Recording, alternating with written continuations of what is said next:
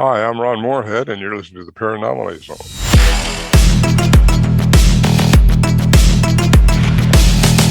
Look, I know the supernatural is something that isn't supposed to happen. It does happen.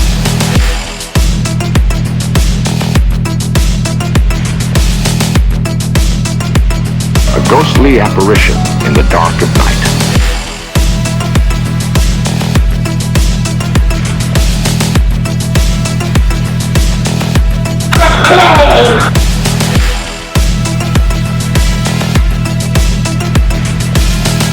Human sacrifice, dogs and cats living together, mass hysteria.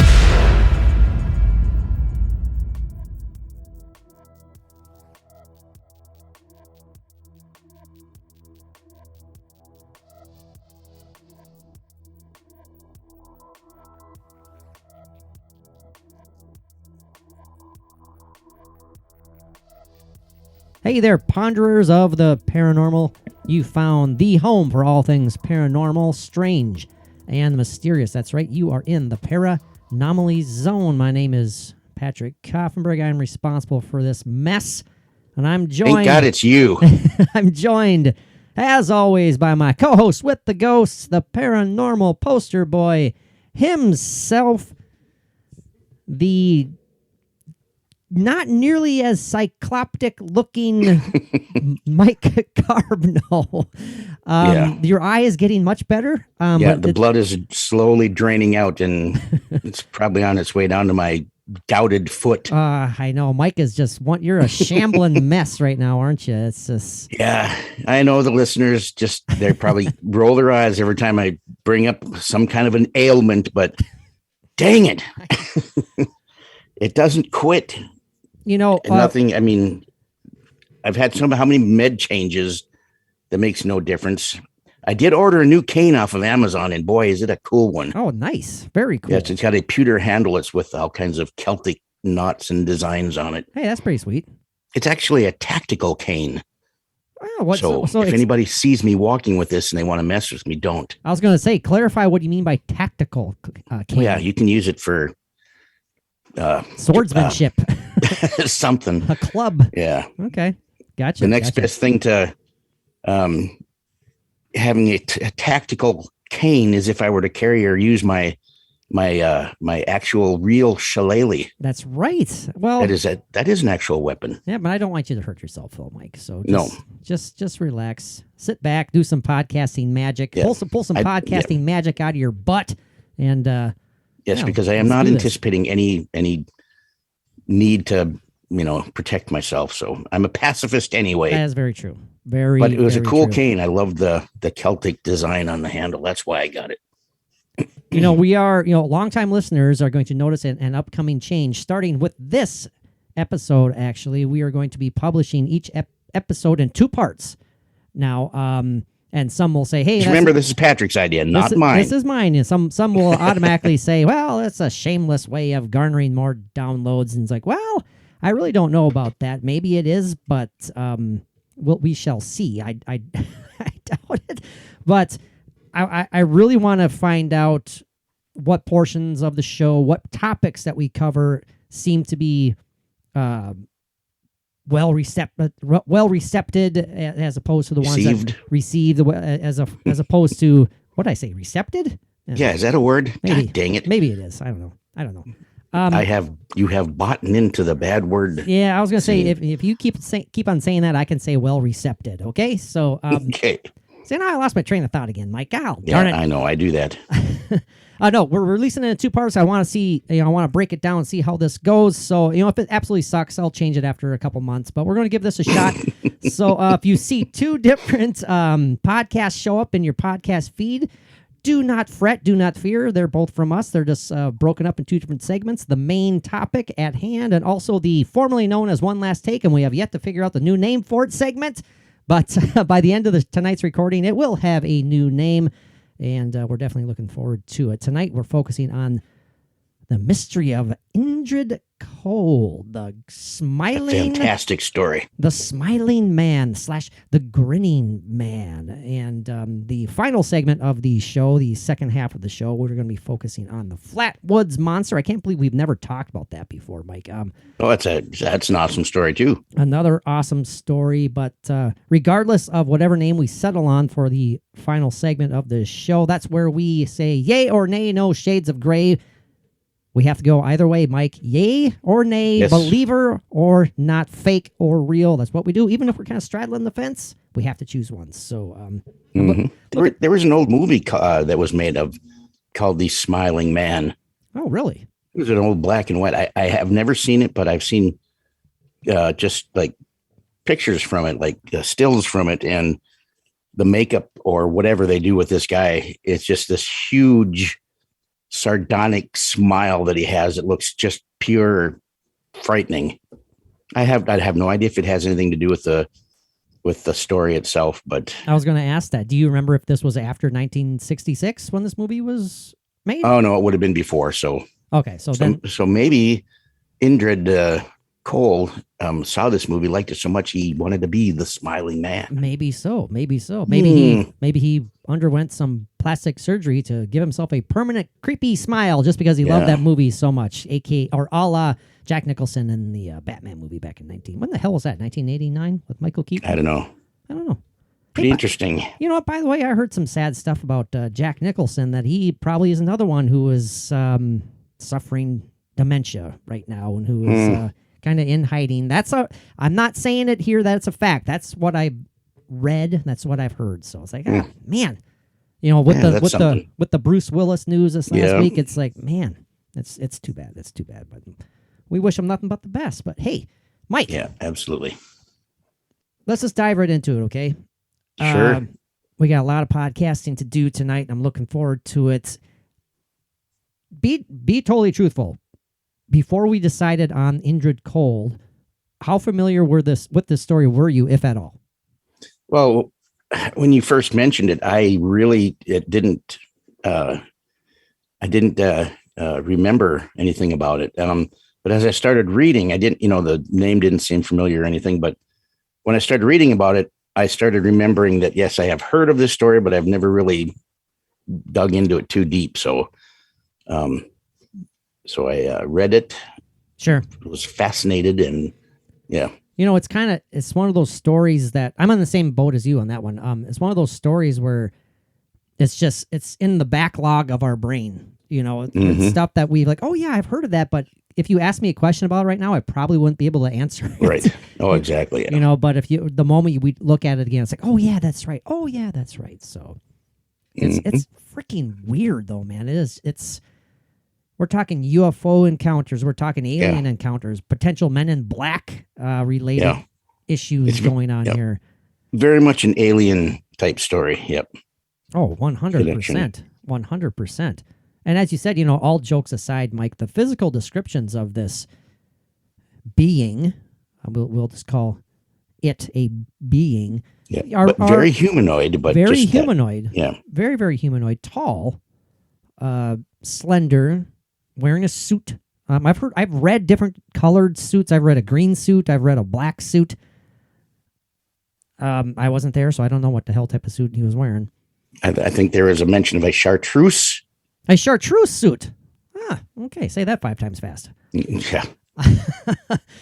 But as you said, Mike, very humanoid looking, but with that creepy ass smile on his face. Yeah. Unnatural smile. And it was like pasted there. He was talking and the smile never left his face. I mean, it was just, yep. You know, like he wasn't using his mouth. An unchanging smile. The person who really brought this story to the forefront, Mr. Woodrow Derenberger, he described essentially what we just said, but he described his encounter as he was being spoken to telepathically, essentially. Right. That's exactly what he said. Yeah. The mouth was not moving, just that creepy ass smile and somehow he I think could hear I'd his- wet myself a little bit. just a wee little bit. Are you sure just wet yourself, Mike, or Yeah. maybe you might have? I don't know. I don't know there. Let's dive into the meat of the story here. Let's get some of the tail of the tape out of the way here, then we can kind of banter back and forth on what we think about it. Obviously, Indrid Cold, commonly known as the Smiling Man, as we've already said, an alleged humanoid entity. The odd thing is about him, obviously, again, as we just said, is the being's tendency to smile at everyone that encounters him, even when speaking, even though the smile does not move. Commonly associated with UFO activity. Now, there's kind of a red flag right there. Right. Yeah, on that same road, that same area. Yeah. You know, At night. What is it, Mike, with all these, so many mysterious topics that we've covered throughout the years, you know, both as the Alternate Out podcast and now as Paranormally Zone? I mean, we're talking, even Bigfoot sightings now have so many reported UFO, so much reported UFO activity related to Bigfoot as well. I mean, what is going on here? If we're taking all this at face value and taking all this as legit, it kind of hints at something larger going on out there that is... Oh, yeah. Well, like one of our previous guests has said, he believes that everything's connected. All of these cryptid and you know, and I think there is some kind of a connection where, like you said, everything's there's so much associated with each other that there's a connection somewhere. And is it our universe closing in on us, or what is it? You know, I mean, ooh, that sounds claustrophobic. You know, well, you know, as the universe expands, is it just something getting smaller to where we are all connected because of what the universe is designed to do? As it expands, it brings us all together. I don't know. Yeah. I was just pulling that out of my ass. I have no idea. No, I could tell. Yeah. I can smell it, so I can tell. Yeah.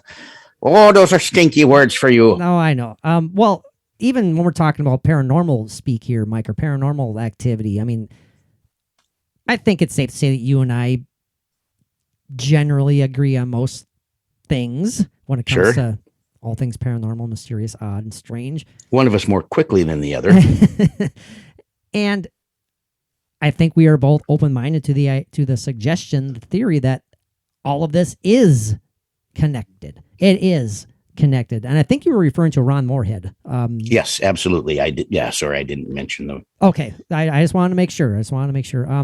Yeah, Ron he's gone down that path of, you know, Bigfoot as an interdimensional being, the alien connections with Bigfoot, the spiritual, the paranormal connections with Bigfoot. And yeah, there's something larger out there that I think is beyond our capacity for acceptance almost.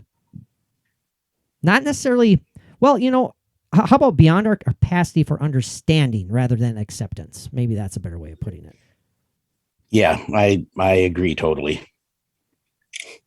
I mentioned earlier that some people believe that Indrid Cold has a connection to the Men in Black. And Mike, when I throw out the phrase Men in Black, what pops into your mind? Not the movie. Not the movie. Oh, I was going to say Tommy Lee Jones, Will Smith. No. I don't think Will Smith was slapping Tommy Lee Jones on the set back in the day. Oh, but, no. That would not have flew. Or flown. Flynn. Floon. So, but when you think of, you know, of that phrase, Men in Black, what pops into your mind? Well, you know, there's theories about it. Is it, the first thing that pops in my mind is a government agency, government agents. But then there are so many reports of Men in Black that are seen that are more hybrid like than human. Mm-hmm. So what are they? I don't know. But the first thing I think of is, you know, I tend to think of the government agent, you know, the investigating the and threatening. Okay, I was just going to ask. So are you leaning more towards investigating encounters or trying to keep them under wraps? Oh, the whole thing. Yeah, both of those. It's a kind of a package deal. How about trying to change eyewitnesses' stories or trying to encourage them? Oh, yeah, to, sure. Well, the military did that during Roswell. Your bones can be found dried up in the desert if you decide to say anything.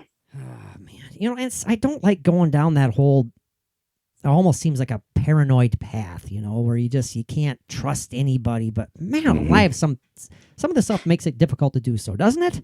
Oh, yeah. But that's the order they had for national security. That's why they're there. Mm-hmm. For, taking orders. But when it gets to the point of, traumatizing and terrorizing innocent, essentially innocent bystanders just to innocent civilians. Keep their mouths shut. I mean, that goes, to me, that goes beyond protecting, I mean, I get it. I suppose I get it. The overall scope, the overall scale of national security. So at any cost. At any cost, the loss of a few for the greater protection of the masses, essentially. Right. Sure. But you and I are on the same ilk where we think that I don't like just tossing away those few don't matter because I don't like being referred to as ilk either. It just doesn't sound good. Okay. Sorry about I'm an ilk. He's an yes, he's the cousin of the elk. He's the ilk. Okay. He's a quite ilkish man. He's slightly ilkish. Yeah, that's right. That's the Canadian. Bulging, beastly, ilkish man. Boundary, beastly, ilkish man. I don't know if anyway. Definitely, if I was walking in the woods at night with you and we came across a massive ilkish man, I would scream. Dude, run! Yeah, sorry. Absolutely. I have to incorporate that into every damn show from now on. So you wouldn't try to speak to it and no. Well, actually, I think if we saw something along the lines of INDRID cold, Mike would be so excited. He would just he'd drop his drawers and just say, "That's good." Yeah, I don't know why you say that. Sexy man, sexy man. I don't know why you would drop your drawers. Yeah, Yeah, you never know. It would help. It would help with your gout. How about that? There you go. Can you look at my foot, please? Well. Anyways, so. Oh, Jesus Christ! Sorry about that one. That was Mike in the woods again. I was ready to start getting serious. Yeah, I know. And of course, Mike has after Mike makes this. Then of course, immediately he defends himself by. That's a whoopsie. Yeah, it was a whoopsie.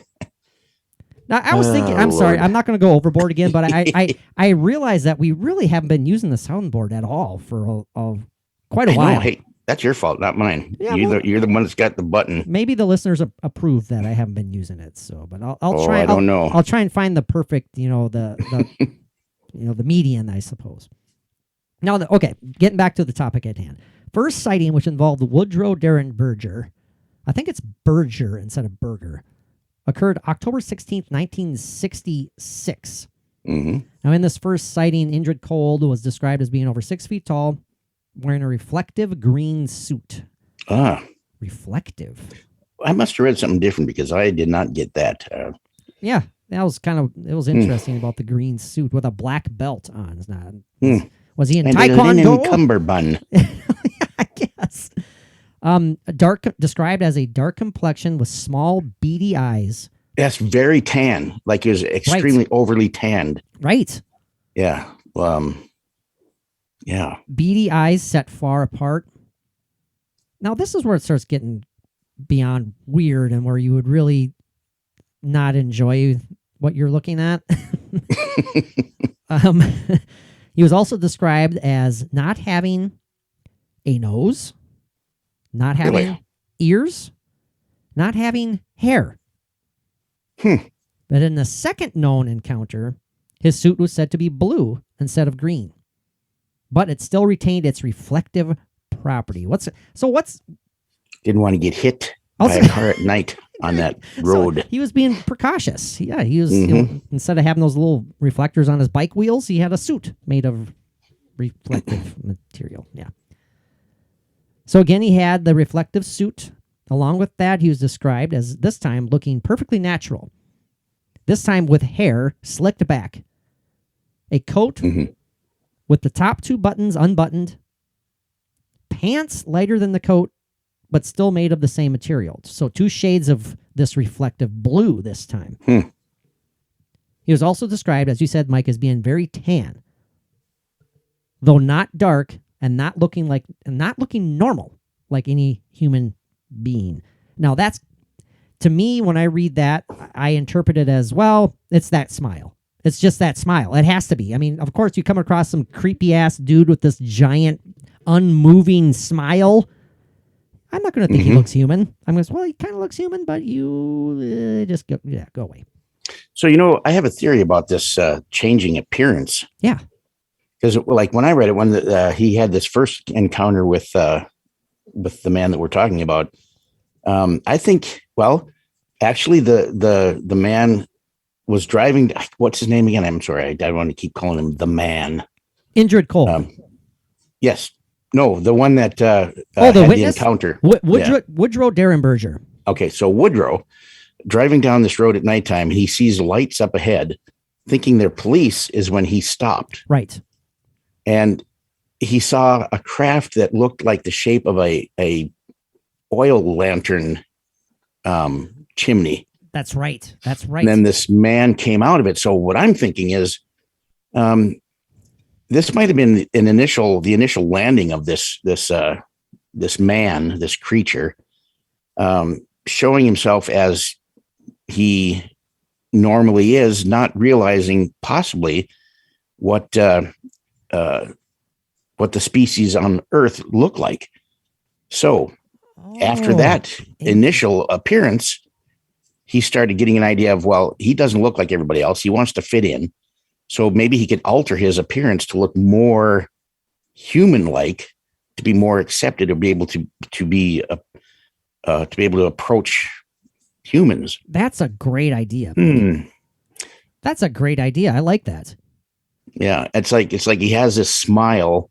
It's like, doing research on these Earth creatures, a smile is a very friendly, approachable thing. So he's got the smile that he went way overboard with. He went to the extreme. But then he forgets about the nose and the ear and the hair, and he's like, doesn't know about it. No, he's looking in the mirror without his nose and ears, and he's like, okay, what's amiss here? Something looks different.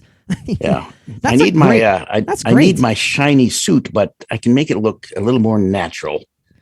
Yeah, I don't know. It's just an idea that I like that in my head. When you're talking about that, what popped into my mind, Mike, was the old 1980s classic Starman with Jeff. Oh, I love that movie. With Jeff Bridges. Love it. Because didn't he kind of go through that where he was taking on the shape of the humans around him, right? Or am I totally lost? It was actually the picture of her dead husband.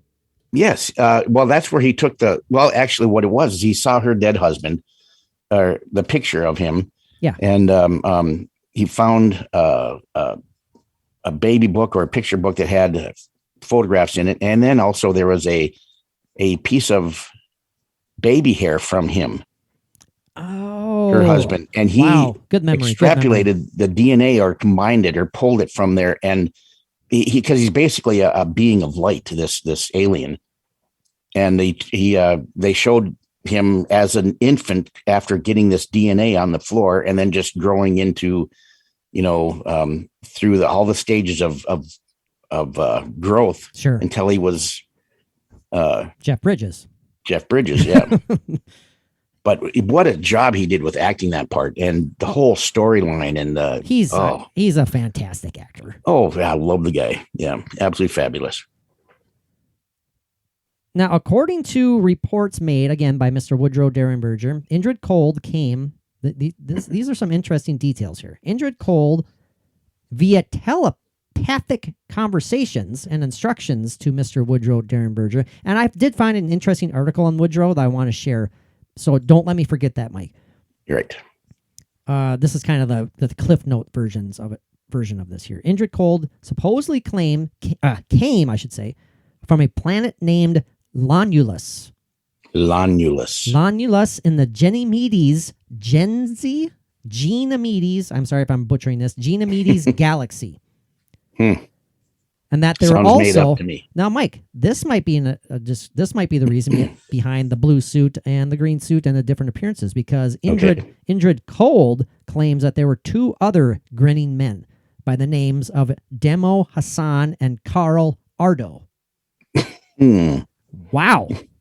Carl, Demo, and Indrid. Indrid, Demo, and Carl. I think they came off of some little island off of the coast of Switzerland. Or the funny, I don't know. the funny farm down the street. I have no idea what's going on here. Now, as we mentioned, I was incorrect though. Woodrow Derenberger was not the first eyewitness. The first eyewitness of the account, which took place on October 16th, 1966, actually came from two boys. I apologize. I jumped the gun thinking that Woodrow was the first one. Okay. Martin Munov and James Jimmy Youngkitis. Hey, Jimmy needs to see a doctor about that. Jimmy Youngkitis. Yeah.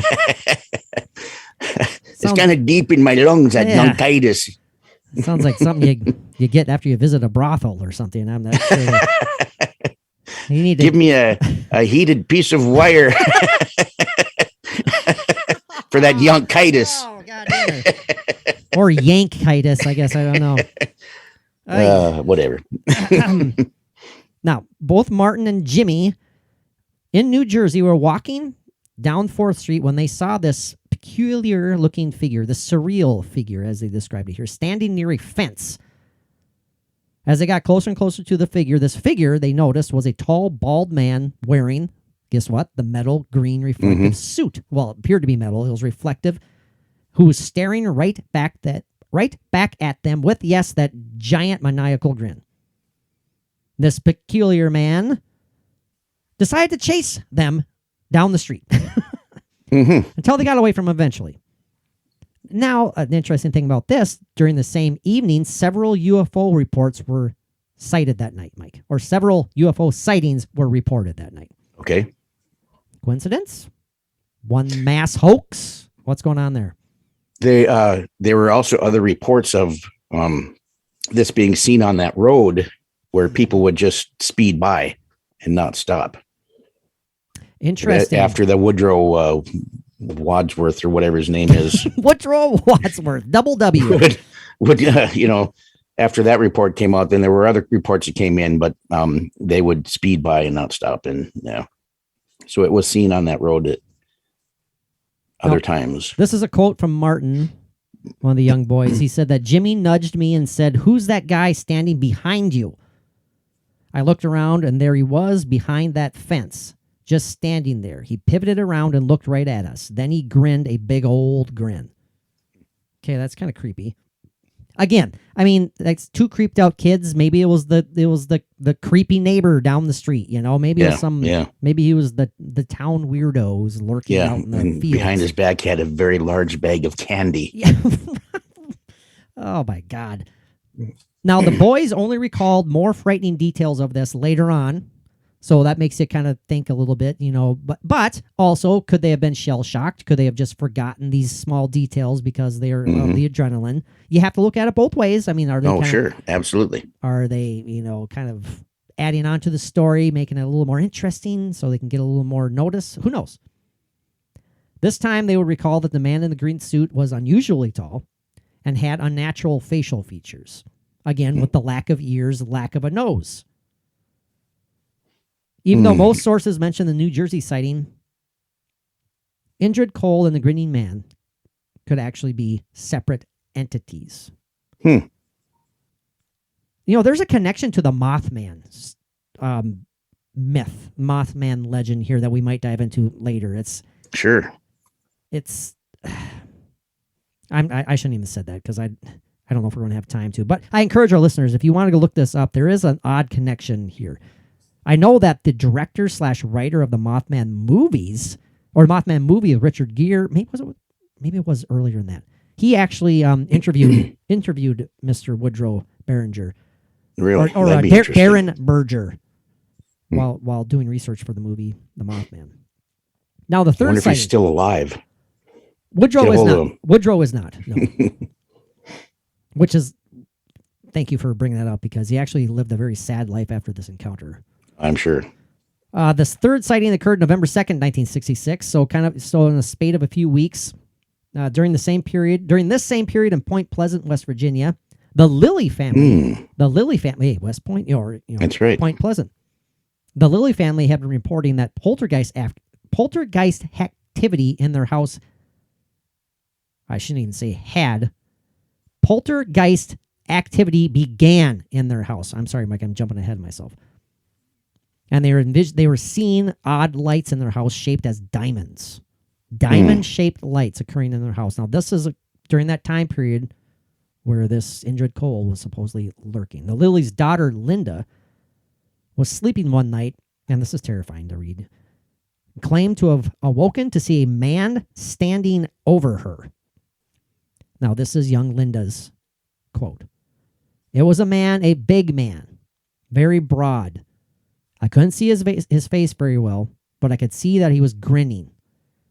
He walked around the bed and stood right over me. I screamed again and hid under the covers. When I looked again, he was gone. Creepy. Terrifying. So now if this is still the creepy-ass grinning man, Indrid Cold, now he's getting inside houses, Mike. Yeah. And why? Why would you Getting think? a little more daring. He's not getting enough action by just waiting for people to stop and talk to him on the road. Kids run away from him, can't catch him. Very true. So start sneaking into houses and he's like, "What do you want me to do? I got a nose now. I have ears. Yeah. I changed my suit. Come on." Is it my smile? Is it my smile? Good Lord. It is commonly believed that Indrid may be an alien entity and is supported by its close connection with UFO activity and with Darren Berger's sightings. Darren Berger himself said that the grinning man is in fact a species of aliens with multiple quote-unquote grinning men. We kind of talked about that earlier, like there may be several of them. The third sighting by the Lilly family suggests, however, that the grinning man may be some sort of ghost or spirit. It depends on the on what kind of a confrontation they have with this thing. I mean, some see it as an alien, some see it as a poltergeist or ghost. It's all connected, but they all perceive it in a their own way. Now, of course, a lot of people think it's just simply a hoax based off of the popularity and fear of the Mothman. There's one of the connections right there. Around the time the Mothman sightings were kind of gaining steam, and so, hey, let's think of something else, Yeah, it's all around that same, same time and same time and same area. Right. Now, this is where I want, before I go to the article on Woodrow Derringer, I keep saying his name wrong. It's not Derringer. It's Darren Berger. Woodrow Darren Berger. Now, there's a book written by Tanya Darren Berger, and she claims that Indrid Cole was actually an individual/entity known as Valiant Thor. Now, who is Valiant Thor, you may be asking? Well, Valiant Thor. Mike, do you want to tell everyone? Another wonderful, intriguing story. Great friend of the Dwight, actually. Dwight D. Oh, I thought you were going to say Dwight Thor. I'm like, what? I thought you were setting up a lame joke, but no, okay. No, gotcha. Dwight Yoakam, maybe. Dwight Yoakam, there you go. Yes, he played backup. Valiant Thor was supposedly an alien who lived in an apartment inside the Pentagon for 3 years. Mm-hmm. This is not a joke. This is a sincere, well, let's just call it a rumor, because there's no right. No, there's no definitive proof, but no, absolutely very not. human, human in every aspect. Now, if you just were to see him, Mike, let's just banter back and forth here a bit about Valiant Thor, and if Valiant and a great Thor, name. I love it. Like I said before we started recording, he sounds like a professional wrestler or something. Yeah. And in this corner, from parts unknown, carrying his large hammer. his large hammer. That's right, and reflective green suit. Valiant Thor, boo, Valiant Thor. So let's kind of banter a bit, Mike. Under the umbrella, I should say, that this is all legit. If legit, why would there be an alien living in the Pentagon for 3 years? And what the hell would he be doing out scaring the living daylights out of poor people in West Virginia? I mean, what's going on there? Sincerely. Give me your thoughts here. Maybe that was the original goal of INDRID Cole, to become intertwined with the government, and because he had certain things that he had to say, right? I mean, he was like I said, he was very close to Dwight Eisenhower. There had been a lot of discussion going on things and learning things, and a lot of transfer of information. Maybe that's what he was sent here for, and it's. I want to interject real quick, Mike, before I forget, because I'll read it in a second. But Woodrow, in this article here, in his interview from way back in the day, he says when this being was speaking to him telepathically, it was telling him that they mean him no harm. And they said that in plural, too. It was like, we mean you no harm. Mm-hmm. So right there, we. I mean, who is this we? Is Indrid Cole referring to his alien species, or is he talking about the government, or is he talking about both? I mean, or just the landing party that he had, that. True. And that's why before they left their ship, he says to them, "Smiles, everyone." Right, exactly. And then tattoo down there saying, "The plane." Like. I know. Like Ricardo, he used to say that when the guests arrived on Fantasy Island. Fantasy Island. I mean, some of our listeners. Smiles, everyone. I'm assuming some of our listeners probably have no idea what Fantasy Island is. Yeah, I know, but hell, Mike, I never watched Fantasy Island, so I did. I was at the age where it was quite entertaining. Oh, I'm sure it was. Again, getting back to Valiant Thor, though, the idea that Valiant Thor is under the guise of an alien, or he's an alien under the guise of a human living in the Pentagon. The Pentagon is hiding this alien. What purpose, Mike? What is the purpose of keeping this hidden and in the Pentagon? I love putting you on the spot, but do you get a negative vibe from that idea, or do you get a positive I don't vibe? Actually. You don't? I don't. Okay.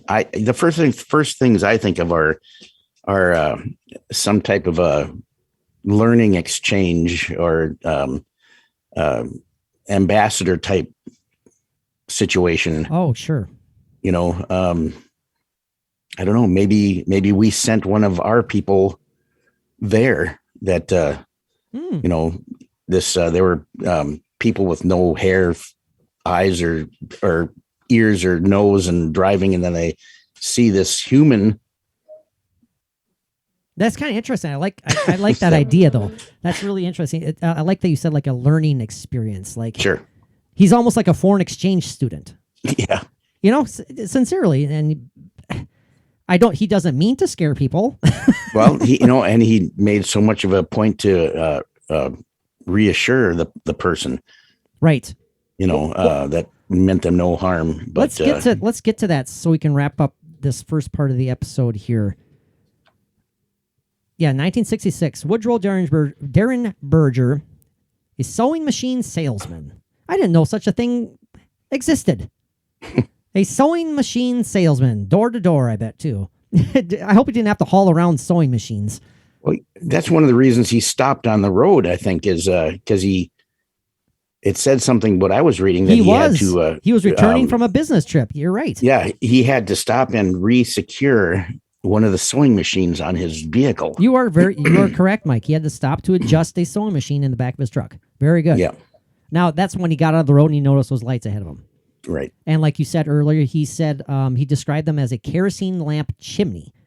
Mm-hmm. He said what appeared to be an aircraft that looked like a kerosene lamp chimney. He then said that a man stepped out and approached his truck. This is a quote. He looked perfectly natural and normal as any human being. This is what Derringer told Ronald Maines during an interview on WTAP TV in Parkersburg, West Virginia, the day after the encounter. As we said this already, he said he had a good tan, a deep suntan. Hair was combed straight back, dark brown, good thick head of hair. Everything looked normal.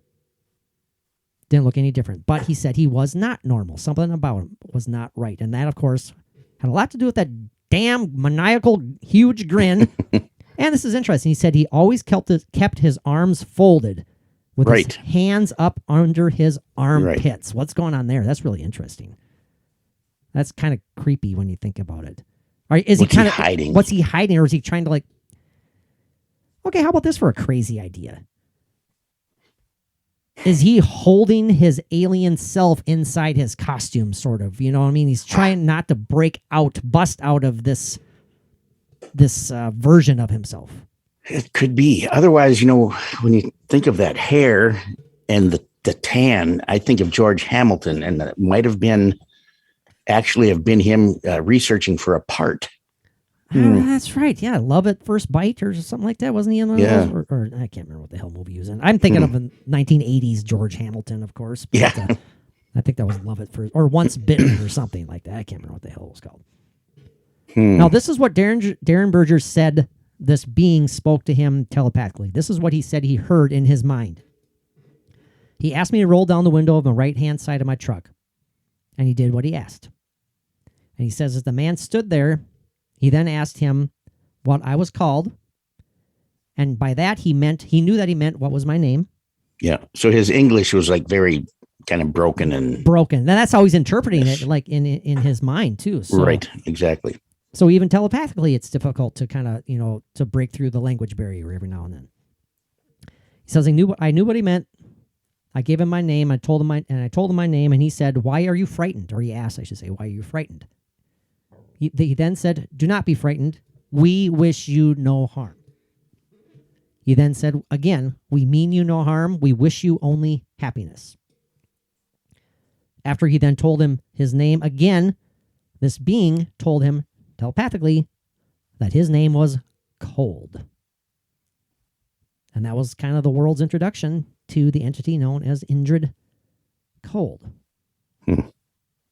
Now, of course, Darren Berger reported this to the Parkersburg police, and a media frenzy occurred, hounding down Darren Berger for his story. He took part in several interviews. And after interviews aired, of course, others then came forward with claims that they had also seen this figure. Now, are they jumping on the bandwagon or bandwagon, or are they telling the truth? I mean, who's to know? Yeah. It could go either way very easily, but they see the attention that Woodrow's getting, and they think, "Oh, this is kind of neat. Maybe we'll get on the radio. Maybe we'll even get on TV." Let's say we saw something too. Yeah. Or it's INDRID getting himself around. Or it could be very legit. That's the frustrating part of talking about all these fascinating things, Mike, because we have to look at them from both sides, because we weren't there, so we have to be fair about it. Yeah, and no matter how much we believe in these things, that we even have to say that, well, it's a possibility. I mean, there's just no definitive proof. Like I said, it's just. Yep. Absolutely. Unless you see it yourself, you experience it yourself. I was watching Travis Walton today and in an interview special and looking at him while he's talking. I mean, you swear that there's nothing but truth coming out of this man's mouth. I mean, it's like you can see him, like when you say when I'm recounting one of my paranormal stories, it's like you can see that you're reliving it, or that's what you say about me, that I'm, as I'm talking about, I'm seeing it in my mind again, and which is true. And that's the same thing with Travis Walton. I mean, it's just so, you just want to say 100% that he's telling the truth, but you can't. Same thing with this. I mean, anything. And you know, with anything Travis, to with do Travis this. Walton, Mike, with Travis Walton, and a lot of these interviews, at least ones that I have watched, he doesn't seem like he's having fun recounting these stories. Right. He does not see. This is a painful memory for Yep. him. You know. Oh, absolutely, And absolutely. he's dealing with it as best he can. And that's the vibe. Yeah. That's the vibe that I get.